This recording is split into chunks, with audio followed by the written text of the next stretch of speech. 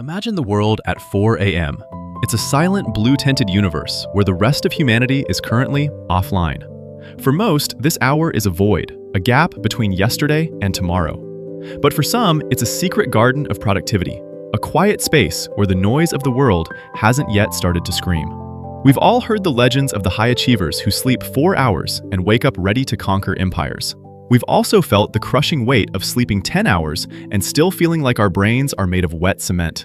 The secret isn't in the quantity, it's in the architecture of the rest itself.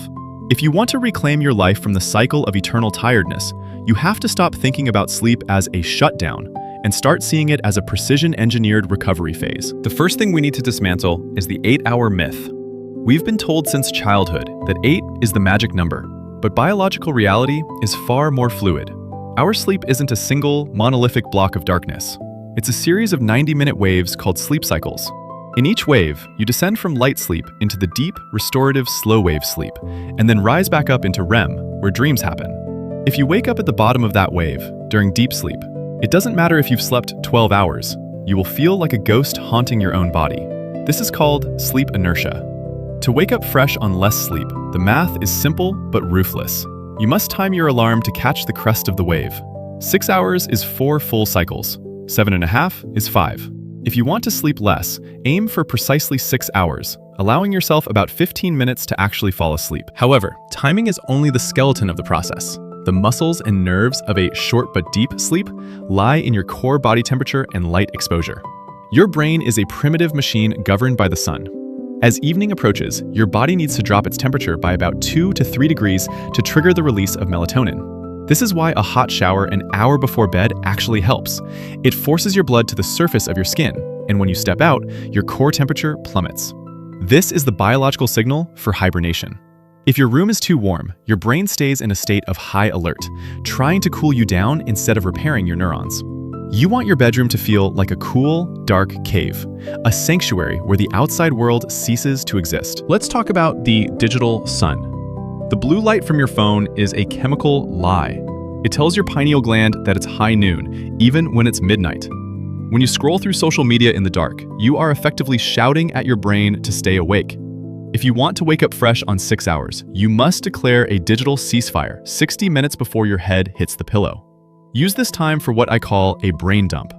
Most of our insomnia isn't physical. It's the open tabs in our minds, the tasks for tomorrow, the regrets of today, the random thoughts about the vastness of space. Write them down. Physicalize the thoughts onto paper. Once they are on the page, your brain feels it has permission to let go. Now, the moment of waking up. This is where most battles are lost. The snooze button is the most dangerous object in your house. When you hit snooze, you're telling your brain to start a brand new sleep cycle that it has zero chance of finishing. You are intentionally inducing a state of chemical confusion. To wake up fresh, you need an immediate sensory shock. The moment the eyes open, you need light.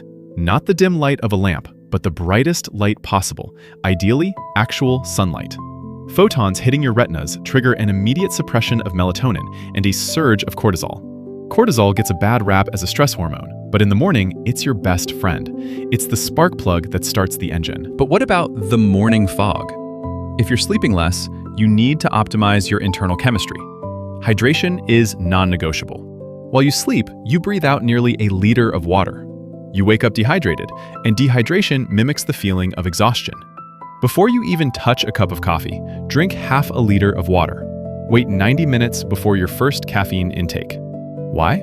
Because when you wake up, your brain is still clearing out adenosine, the chemical that makes you feel sleepy. If you flood your system with caffeine immediately, you block the adenosine receptors, but you don't clear the chemical. When the caffeine wears off, all that accumulated adenosine hits you at once, leading to the dreaded 2 p.m. crash. Wait. Let your body do its natural housekeeping, and then use caffeine as a tool, not a crutch. We also have to look at the food-sleep connection. If you eat a heavy meal, especially one high in sugar or simple carbs, late at night, your body spends its energy on digestion rather than cellular repair. Your heart rate stays elevated, and you never reach the deepest levels of sleep. To truly master the fresh wake-up on limited hours, your last meal should be a light, protein-rich bridge at least 3 hours before bed.